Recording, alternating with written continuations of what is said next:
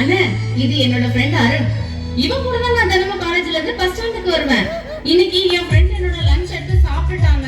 அதான் ரொம்ப பசியா இருக்குன்னு சொன்னேன். அருண் என்ன இந்த ஹோட்டலுக்கு கூட்டு வந்துட்டான். ஆமா, நீ என்ன இங்க உட்கார்ந்திருக்க? நான் சும்மா ஃப்ரெண்ட்ஸோட டீ குடிக்க வந்தேம்மா. டேய் மணி, போய் சொன்னாலும் கொஞ்சம் பொறுத்தே சொல்லுடா. தங்கச்சி, இந்த கடையில டீ இருக்குதான்னு பாரு. டீயே இல்லாத கடையில டீ குடிக்கிறேன்னா எப்படி?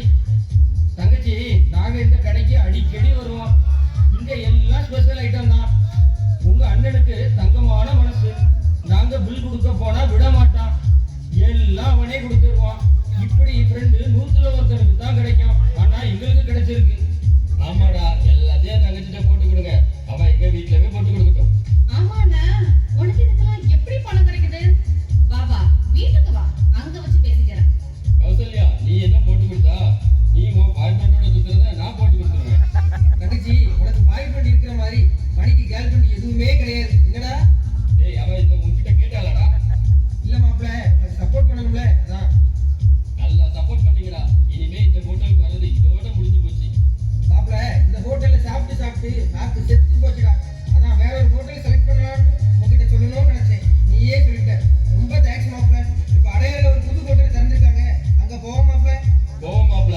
போற வழியில எம்ஜிஆர் சமாதி பக்கத்துல உன்னை சமாதி பண்ணிட்டு போயிடுவேன். பேசாம வாய் மூடு.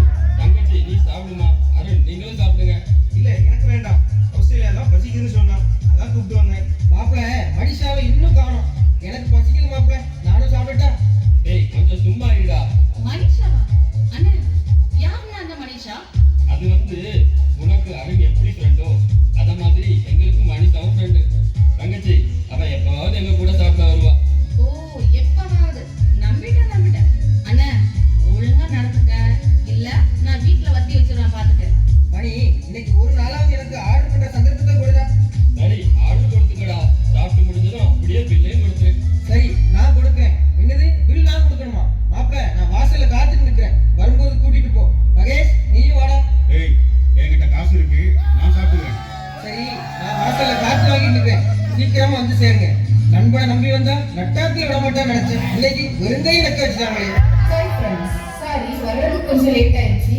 நாம ஏற்கனவே புக் பண்ணியிருந்த ஃபங்க்ஷன்ல ஆடி தூள் கலக்கிடலாம், ஓகேவா?